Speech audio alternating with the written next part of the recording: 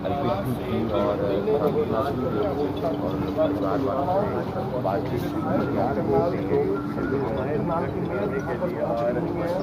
के बीच में नहीं है। विनय नरवाल के पिता नाम से विधायक, संघ से विधायक, इंद्री से जो विधायक है, पानीपत के जो विधायक है प्रमोद जी, वो यहाँ पर मौजूद हैं और परिवार से आप देख सकते हैं मनोहर लाल लाल हरियाणा का बेटा अब इस दुनिया में नहीं रहा। पिछली शादी हुई थी और 6 दिन बाद सीएम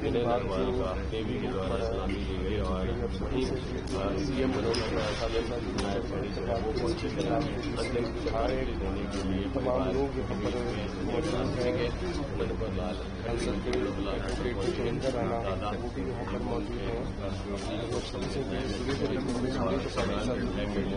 से आप देख रहे हैं यहाँ पर केंद्रीय मंत्री मनोहर लाल खट्टर पहुंचे हैं परिवार को सांत्वना देने के लिए। यहाँ आए थे अंतिम संस्कार में।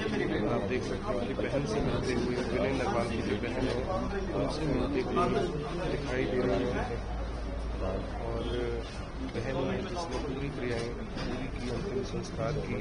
देश नरवाल हैं, विनय नरवाल जी के जो पिताजी हैं, उनके दादाजी हैं, हरियाणा पुलिस से रिटायर्ड हैं। का लाल विनय नरवाल का विनय नरवाल जिससे शादी हुई थी, विनय किसी की मानसिक के शायद पिता है, उनसे बात करते हुए दिखाई दे रहे हैं। जानकारी नजर आ रहे हैं और फिलहाल ये तमाम हिमांशी के पिता है और वो बात दे रहे हैं कि किस किस प्रकार से हिमांशी जब उनके साथ क्या वाकया हुआ, किस प्रकार से उनकी नृशंस हत्या कर दी गई और धर्म के नाम पर धर्म पूछा गया और उसके बाद गोली मार दी गई। इस तरह की जो तमाम चीजें हैं, जो अंदर की जो गुण बातें हैं, वो तमाम बातों की कहीं न कहीं जानकारी लेते हुए नजर आ रही है।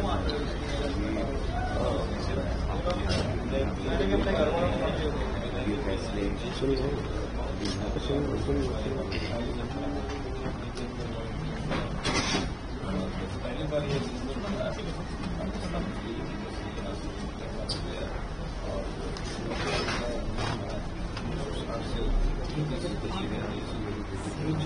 उसके बारे में आज जो समीक्षा हुई वो ये बताया गया कि एक प्रकार का अघोषित युद्ध है।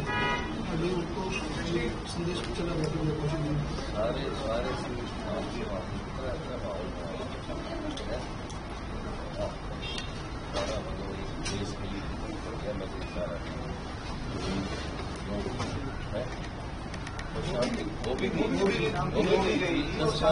वही तो नहीं चाहते लोग जाते थे, वो ज्यादा कर भी नहीं रही, ये भी नहीं।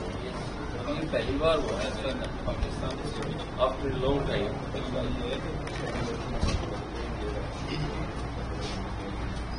पहली बार हुआ है आफ्टर लॉन्ग टाइम।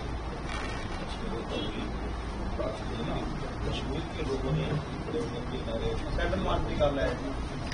कश्मीर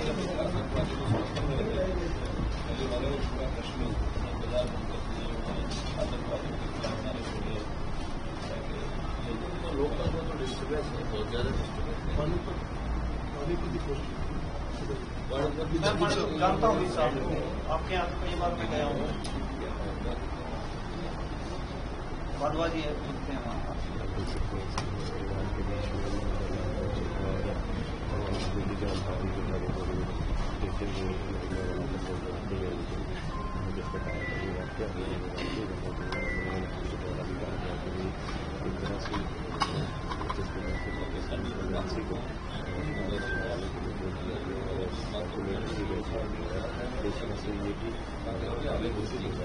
बहुत ही ये दुख, असहनीय दुख की बात है कि हमारा एक बहुत नौजवान होनहार देश का सैनिक लेफ्टिनेंट विनय नरवाल आतंकवादियों का शिकार हो गया, शहीद हो गया।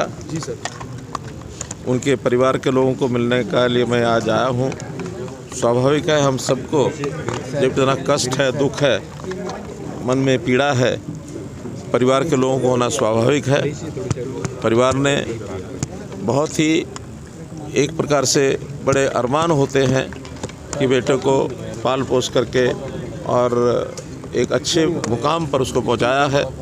देश की सेवा के लिए लंबे समय तक उसने सेवा करनी थी, लेकिन जिस प्रकार की घिनौनी हरकत हुई है, आतंकवादियों ने की है, इसकी मैं निंदा करता हूं, घोर निंदा करता हूं। और साथ ही और जो 25 लोग उनके साथ मारे गए हैं, एक नागरिक नेपाल के भी हैं। मैं कल नेपाल में था, तो नेपाल के प्राइम मिनिस्टर को मिलकर के भी मैंने सांत्वना व्यक्त की। नेपाल के प्राइम मिनिस्टर और भारत के प्रधानमंत्री मोदी जी की बातचीत भी हुई है, और वो भी चिंता में थे कि इस प्रकार के जो टूरिस्ट हैं उनको सुरक्षित अगर नहीं कर पाएंगे तो काफ़ी कठिनाई आएगी, क्योंकि टूरिज़्म चाहे भारत हो, नेपाल हो, भारत का हिस्सा कश्मीर हो अथवा अन्य प्रदेशों में टूरिस्टों का आना जाना लगातार रहता है। कल मैं नेपाल में था तो वहाँ भी बड़ी संख्या में जो इधर से धार्मिक यात्रा पर और टूरिज़्म पर भारत के लोग जाते हैं, उनसे भी मिलना हुआ था। ये घटना हम सब के लिए चिंता की बात है। प्रधानमंत्री जी विदेश गए हुए थे, उन्होंने तुरंत अपना दौरा रद्द करके और वापस आए।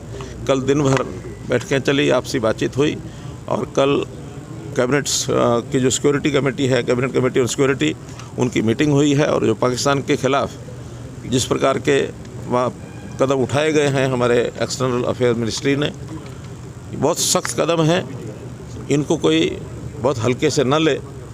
पाकिस्तान के हाई कमीशन को यहाँ से खाली करने के लिए कह दिया गया है। हमारे जो उच्चायोग पाकिस्तान में था उनको वापस बुला लिया गया है।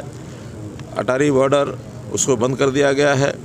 किसी भी पाकिस्तानी नागरिक को कोई वीज़ा नहीं दिया जाएगा। जो पहले से वीज़ा पर यहाँ आए हुए हैं उनको भी 1 मई से पहले यहाँ से जाने के लिए कह दिया गया है। और सबसे बड़ा जो एक विषय है, जो वर्षों से जिसका लाभ पाकिस्तान उठाता था, वो सिंधु जल समझौता, उसको अब एबियंस में रख दिया गया है। और अब कम से कम पाकिस्तान इसको हल्के में न ले, और अगर पाकिस्तान ने अभी भी इस प्रकार की कोई गतिविधि का कोई संकेत दिया तो फिर पाकिस्तान का मैं समझता हूँ उसको भारी एक नुकसान, ऐसा भारी खामियाजा भुगतना पड़ेगा।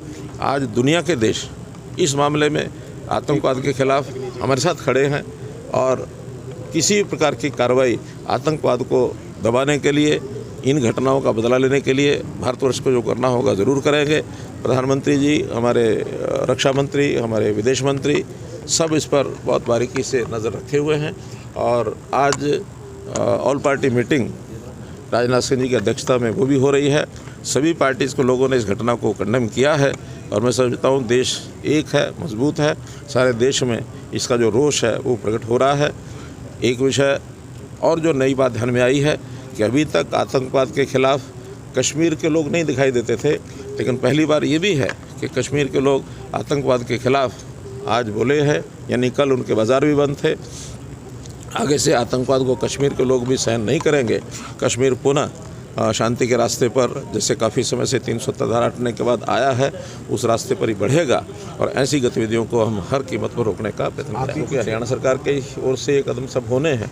मैं मुख्यमंत्री से बात करूंगा और बात करके उचित कोई ना कोई, क्योंकि विनय नरवाल का नाम अमर रहे, उनके नाम से करनाल में जो भी कोई घोषणाएँ करनी होंगी वो हम बाद में करेंगे। क्योंकि अभी परिवार एक प्रकार से जो इस समय 10 दिन का 12 दिन का जो भी शोक का कार्यकाल है, उस कार्यकाल के समाप्त होने के बाद इन सारी चीज़ों पर विचार करके पल तो नहीं है, लेकिन रॉबर्ट वाड्रा कुछ लोग श्रीनगर में फंसे हुए हैं। उनकी मांग है कि हमें वहाँ से निकाला जाए स्पेशल फ्लाइट के जरिए।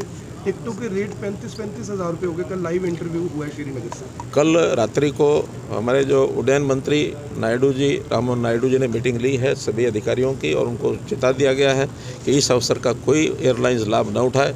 जो सामान्य किराया है उसी किराए से उन लोगों को वापस दिल्ली और मुंबई के लिए स्पेशल फ़्लाइट्स एयर इंडिया की भी 2 तय कर दी गई हैं, और ऐसे ही 2 दूसरी प्राइवेट एयरलाइंस की उन्होंने भी, शायद इंडिगो है या कौन सी, उन्होंने भी तय कर दी हैं। और भी आवश्यकता होगी तो स्पेयर एरोप्लेन्स उनको खड़ा किया गया है, ताकि जितनी जितनी आवश्यकता होगी उन लोगों को वहाँ से इवैक्यूएट करने की जो बात आएगी वो ज़रूर करेंगे। फिर भी शांति बहाल हो और टूरिज़्म के नाते से लोगों का कॉन्फिडेंस बढ़े, इस नाते से भी काम साथ साथ शुरू कर दिए गए। शहीद राजनीति कर रहे हैं सर, रॉबर्ट वाड्रा का बयान। बड़ी दुर्भावना, यानी एक प्रकार की एक दुर्भाग्य की बात है कि जो नाम आप ले रहे हैं, उन्होंने जिस प्रकार से इस घटना को रंग दिया है, वो कम्युनल रंग देने की जो बात पाकिस्तान के लोग कर रहे हैं, टेररिस्ट कर रहे हैं, इसी प्रकार की कम्युनलिज्म की बात अगर हमारे लोग नेता जो करेंगे तो वो भी एक दुर्भाग्य की बात है। इसको नहीं करना चाहिए, समझना चाहिए। वैसे तो अब तक जो घटनाक्रम हुआ है उसको सब लोग समझ चुके होंगे, फिर भी उनको सद्बुद्धि आए, इतनी ही बात कह सकते। बेटी ने कहा कि काफ़ी देर तक, 1 घंटे तक उनको कोई भी किसी तरह ने संभाला नहीं गया। देखिए, वहाँ क्या घटनाक्रम हुआ क्या नहीं हुआ, प्रत्यक्षदर्शी तो स्वयं हैं। फिर भी उन्होंने जो बात कही है, इसका नोटिस सरकार भी लेगी, आर्मी के लोग भी लेंगे, बाकी भी लेंगे, और कोई सावधानी कोई ज़्यादा बरतने की आवश्यकता होगी तो जरूर बरती जाएगी। शहीदी का दर्जा मिल सकता है विनय नरवाल को, कुछ ऐसा कोशिश करेंगे? कुछ केंद्र सरकार की पॉलिसी नीति होती है, क्योंकि प्रत्यक्ष जब युद्ध होता है तब तो मिलता ही है, लेकिन ये चूँकि प्रत्यक्ष युद्ध नहीं है, आतंकवादियों का एक बर्बरतापूर्ण एक अटैक है, तो इसमें जो भी कोई भारत सरकार की नीति होगी उसके हिसाब से कम किया जाएगा। आपको नहीं लगता सर इस वक्त कुछ बड़ा करने की जरूरत? ये भावना आम पब्लिक की है, शायद आपके मन में भी ऐसे विचार आते हैं। देखिए, चूँकि ये बहुत एक डिप्लोमेटिक बातें होती हैं, केंद्र सरकार की ओर से बड़ा ध्यान रखा हुआ है। प्रधानमंत्री जी ने अपने 2 दिन के सारे कार्यक्रम देश भर के जहाँ थे सब रद्द कर दिए हैं, और आज अभी ऑल पार्टी मीट भी हो रही है। कल कैबिनेट कमेटी ऑन सिक्योरिटीज़ में जो बात बताने लायक है वो सब बता दी गई है। अन्य कुछ विषय ऐसे होते हैं जो हमें और आपको इस समय चर्चा करने के बजाय इंतज़ार करना चाहिए कि कौन सा सख्त स्टेप उठाया जा सकता है।